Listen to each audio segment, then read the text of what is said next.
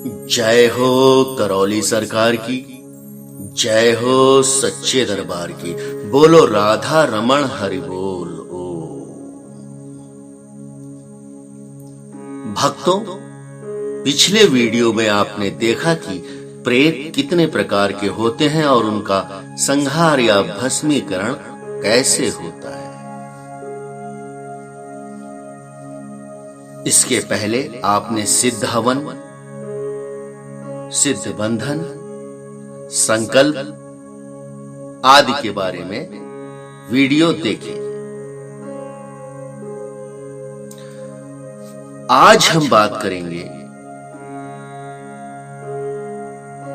हवन के उपरांत जो भक्तगण करौली सरकार दरबार में ईंट जमा करते हैं उसका क्या होता है।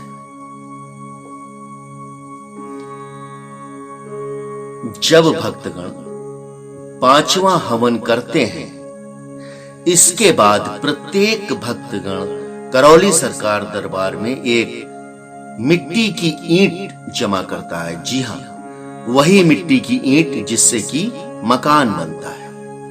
वो ईंट आपको दरबार में जमा करनी होती है पांचवें हवन के बाद, और यह ईंट आपको सातवें हवन के बाद लौटा दी जाती है।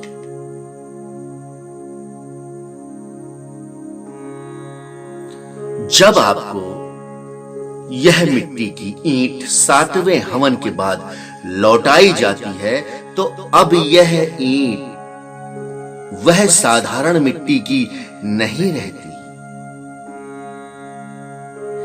यह ईंट एक यंत्र के रूप में तब्दील हो जाती है। इसको आप अपना रक्षा कवच भी कह सकते हैं। ये जो ईंट होती है, ये जो यंत्र के रूप में तब्दील होती है, ये आपके शरीर का कवच का काम करती है। ये आपकी रक्षक के रूप में काम करती है। सातवें हवन के बाद यह ईंट दी जाती है करौली सरकार दरबार से। तब आपको इस ईंट यंत्र का क्या करना है, इसे आपको ध्यान से समझना है कि इस ईंट यंत्र का आपको क्या करना है। करौली सरकार दरबार से ये ईंट लेकर आप एक सिद्ध हवन करके इस ईंट यंत्र को घर में स्थापित कर सकते हैं या घर में स्थापित करेंगे। आप इस ईंट रूपी यंत्र को अपने मकान में किसी ऊंचे स्थान पर एकांत पर रख दें।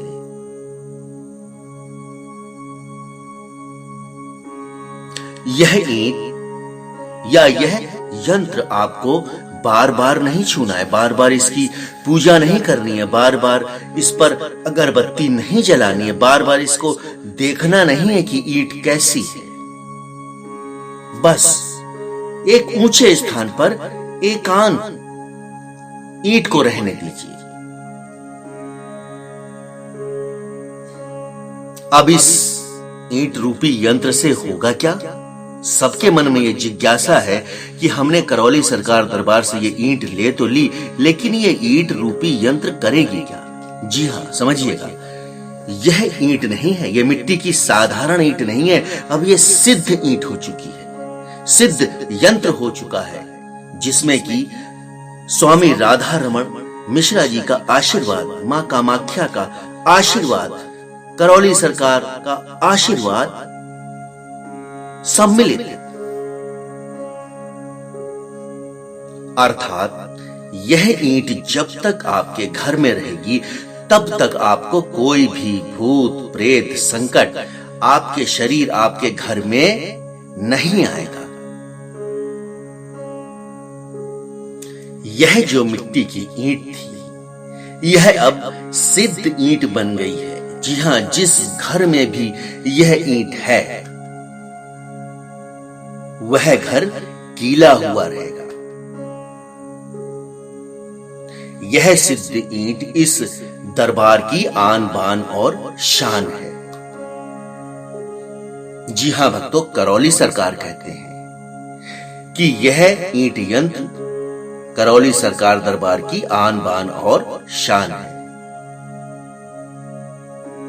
अब आप कहेंगे कि इसको अगर रोजाना नहीं छूना है, रोजाना नहीं इसकी पूजा करनी है, रोजाना अगरबत्ती नहीं जलानी है, तो कब क्या करना है? जी हां, यह भी समझने वाली बात है।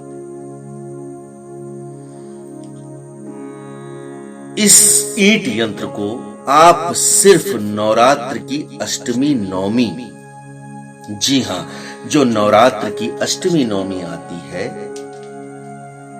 अष्टमी नवमी को ही निकालना है। और जब आप नवरात्र में हवन करते हैं तो उस हवन के समय इस ईंट यंत्र को हवन के पास रख लें और करौली सरकार दरबार की द्वारा बताई गई विधि द्वारा हवन करें। और हवन करने के पश्चात इस ईंट रूपी यंत्र को पुनः उसी स्थान पर रख दें, एक ऊंचे स्थान पर, एक एकांत स्थान पर। अब कुछ भक्तगण पूछते हैं कि हमने अपने मकान में यह ईंट यंत्र रख दिया, लेकिन यदि हमें दूसरे मकान में जाना है, अपना मकान, अपना घर चेंज करना है, बदलना है, तब की क्या विधि होगी? तो भक्तों, इसको भी समझ लीजिए। यदि आप अपना घर चेंज करते हैं, किसी दूसरी जगह पर रहने जाते हैं, तो इस ईंट यंत्र को भी आप अपने साथ ले जाकर जहां पर आप नए स्थान पर रहने जा रहे हैं, एक ऊंचे स्थान पर एकांत में रख दीजिए। बिल्कुल वही विधि है, जैसा कि आपने पुराने मकान में रखा था, वैसे ही इसको आप नए मकान पे स्थापित कर दीजिए। जी हां, करौली सरकार का कहना है, यह ईंट यंत्र जब तक आपके घर में रहेगा, कोई भी प्रेत बाधा आपके शरीर, आपके पूर्वज आपको, आपके घर को टच नहीं करेगी।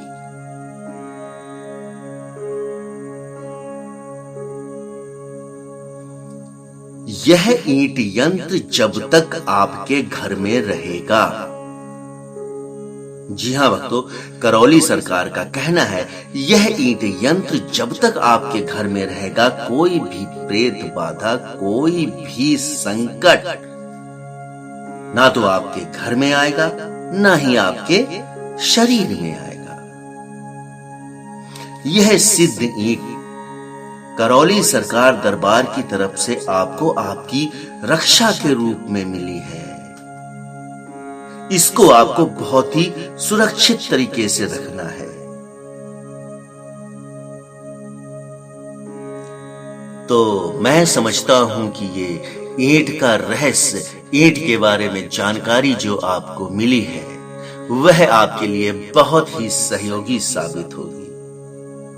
तो भक्तों, इसी तरह के बहुत सारे रहस्य आपको पता चलेंगे अगले वीडियो में।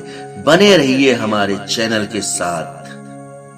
जय हो करौली सरकार की, जय हो सच्चे दरबार की। बोलो राधा रमण हरि बोल। ओ